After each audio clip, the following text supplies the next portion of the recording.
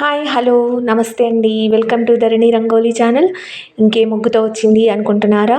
3 చుక్కలు మధ్య చుక్క 2 వచ్చే వరకు ముగ్గుతో వచ్చానండి మీ ముందుకు. చాలా బాగుంటుంది, చాలా ఈజీగా ఉంటుంది, ట్రై చేయండి.